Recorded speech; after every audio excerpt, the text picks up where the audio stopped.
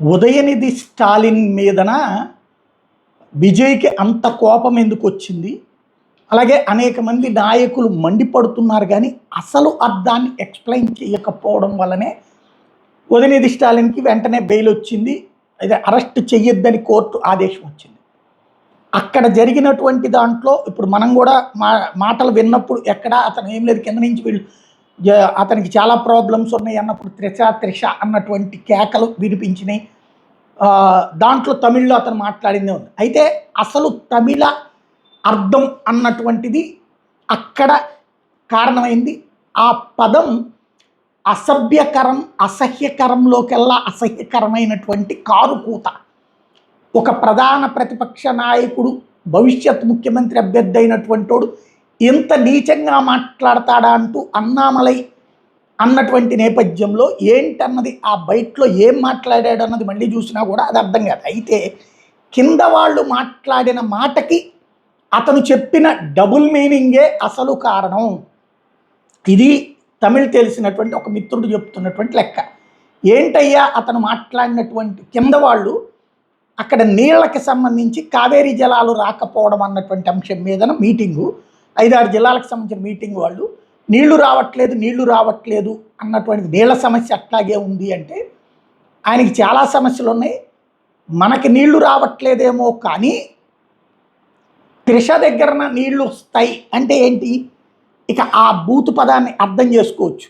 దాంట్లో ప్రధానమైనటువంటి పదం అదనమాట. ఏది ముఖ్యమంత్రి కంటే అక్కడ విజయ్కి రాష్ట్రంలో ఎక్కడ నీళ్ళు వచ్చినా రాకపోయినా పట్టించుకోడు, కానీ త్రిష దగ్గర తన్ని వస్తే చాలు అన్నాడు. అంటే అర్థం ఏంటి? త్రిషతో సెక్సువల్ రిలేషన్స్ సందర్భంగా అన్నటువంటిది పరోక్షంగా వాగిన వాగుడు అనమాట. ఆ కారు కూతే ఈ మొత్తానికి కారణమైంది. అసలు దాని అర్థానికి సంబంధించి ఒక మిత్రుడు పంపించినటువంటి సింపుల్గా అతను అనింది ఏంటంటే ఎంగ తన్ని వరదో ఇల్లియో అంటే స్టేట్లో తమిళనాడు స్టేట్లో ఎక్కడ నీళ్ళు వస్తున్నాయో లేదో అంగ వరద అన్నాడు. అంటే త్రిషాతో సెక్స్ చేసేటప్పుడు వస్తుంది అన్న మీనింగ్ సార్ అది.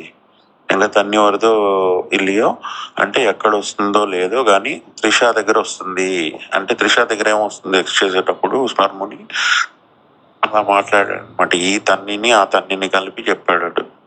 అది చాలా నీచంగా మాట్లాడినట్టు సార్, చాలా నీచం. అందుకే కడుపు మండిపోయి కేసు పెట్టారు. నేను అదే ఏంట్రా మరి చిన్న కమెంట్కి అంత రియాక్ట్ గారే అని నాకు ఎందుకు డౌట్ వచ్చి చూశాను. Without of telling you. అది ఇంత దారుణమైనటువంటి పదం బుద్ధున్నోడు ఎవడో కూడా మాట్లాడు. కరుణానిధి మనవడు, స్టాలిన్కి కొడుకు, తోటి హీరోయిన్ని, తోటి హీరో గురించి ఇంత నీచంగా మాట్లాడటమే కారణం. ఇది ఎక్స్‌ప్లెయిన్ చేయడంలో ఫెయిల్ అయ్యింది విజయ్ సర్కార్ కోర్టుకి. అందులో మిగతాది ఏదో మత ఉద్రిక్తతలు రెచ్చగొట్టడం, గొడవలు పెట్టడం ఇట్లాంటి పదాలు వాడారు, కానీ అసలు విషయం అర్థమైతే కనుక కోర్టు కూడా బయటికి రానిచ్చేది కాదు.